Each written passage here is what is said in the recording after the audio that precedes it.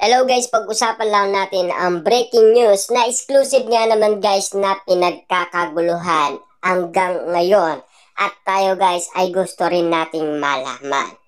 Mga naging babae ni Daniel habang sila ni Catherine inaalam na. Wow, grabe guys ha. Inaalam na daw. At tama nga ba guys, lahat ng mga issue noon sa social media na kumalat na intriga umano kay Daniel Padilla na iba't ibang mga babae. Tulad na lang guys, Andrea Brillantes, Gillian Vicencio, dito natin malalaman. Ang sabi nila dito guys, dumaan sa feed namin na yung critic post ng sister ni Catherine Bernardo na will know what you did last summer at may date na 2017, 2018, 2019, 2021, 2023 at ang binabalikan 2014 ay years na nag-cheat si Daniel Padilla kay Catherine Bernardo.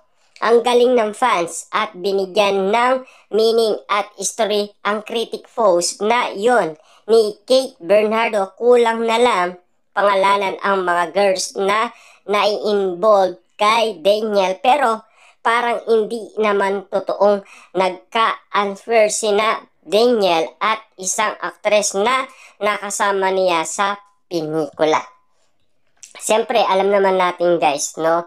Gusto nating malaman kung sino-sino ang sinasabi nilang mga babae daw ni Daniel Padilla.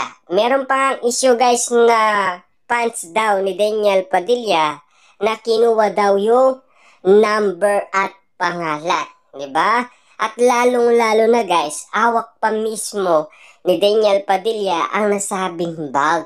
At siyempre, magkayakap pa daw yun. At siyempre yung babae, dahil siyempre gusto yang magpa-picture kasama si Daniel Padilla at pinost niya sa Instagram. Ngayon, siyempre kumalat yun guys, no? At nalaman ni Catherine Bernardo.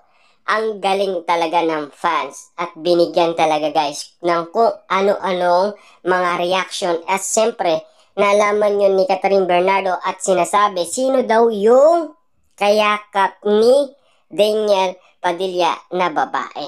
Kaya nga naman guys, malaki ang katanungan na kung ano-ano ang mga nabubuksan ng dahil sa sinasabi nilang mga babae ni Daniel Padilla.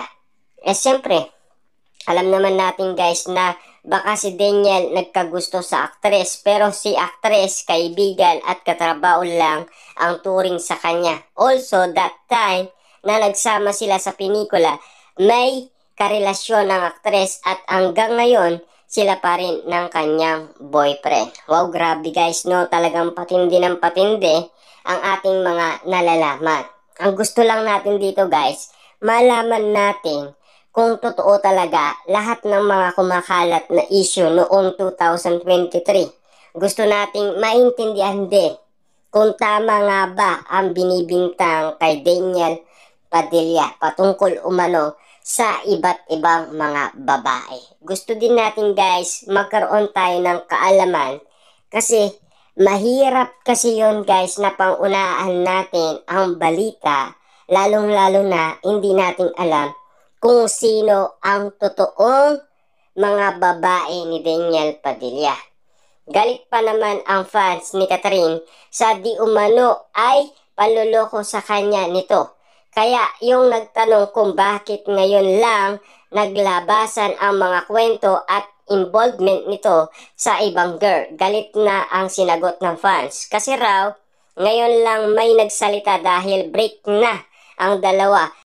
May nag-comment naman na ngayon lang nalaman ni Catherine ang lahat, kaya nagtuloy-tuloy na ang kwento. May nagsabi naman na blind item na ang tungkol kay Daniel. Wala naman naniniwala dahil nga karelasyon pa niya noon si Catherine.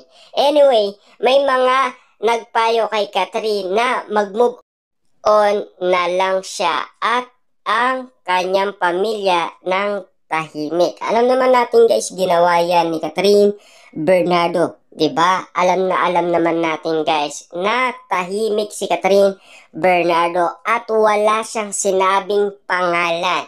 'Di ba? Kung sino-sino ang mga babaeng sinasabi ni Catherine Bernardo. Kasi alam natin guys na nag-post si Catherine Bernardo ng kanyang iwalayan note noong November 30, 2023. Eh siyempre, ang gusto lang natin malaman kung sino-sino ang mga yon, 'di ba? At siyempre, nang dahil nga naman guys, tinutulungan siya ni Sofia Andres noong siya ay nakapag-post, nagaling daw yon sa Spain at meron daw nangyari na hindi natin inaasahan at kinakagulat ng maraming netizens. At lalong-lalo na, sinagot nila ang clue ni Sofia Andres kung sino ang nasabing babae. Dahil nilagyan niya kasi guys ng brilyante sa harap ng pinto.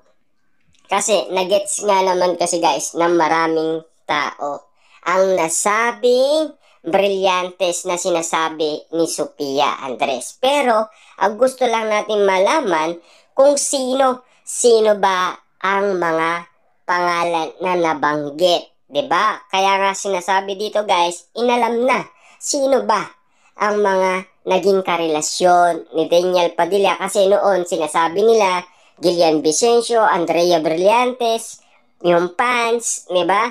Eh kasi ang gusto lang natin malaman kung totoo nga ba ang lahat ng yon na kumakalat sa lahat ng social media platform. Ang dami guys eh. Hindi natin alam kung sino-sino lahat yun. Kasi alam naman natin na talagang matinik daw ang isang Daniel Padilla. Sabi nga ng mga netizens. Ang dami raw na damay sa critic post ng ate ni Catherine at pilit inaalam ng mga marites kung sino ang nalink sa kanya sa mga nabanggit na taon. Ang speaking of Daniel, naispatan siya kahapon sa NAIA at palipad daw papuntang Dubai. Kilig na kilig ang nakakita sa kanya at nabidyohan pa ang pagpila nito sa immigration. Nanibago ang netizen sa solo na aalis si Daniel at walang kasamang Catherine Bernardo. Naalam naman natin kasi guys, ito ay napag-usapan last year. Gulong-gulo lahat ng mga netizens kung ano nga ba talaga ang tunay na kadahilanan. At sino-sino ang mga babaeng sinasabi nila na naging karelasyon ni Daniel Padilla. Grabe nga naman kasi guys ang mga moment na talagang pinag-usapan last year. Eh alam naman natin guys na talagang parang alam ni Kate Bernardo ang lihim ni Daniel Padilla.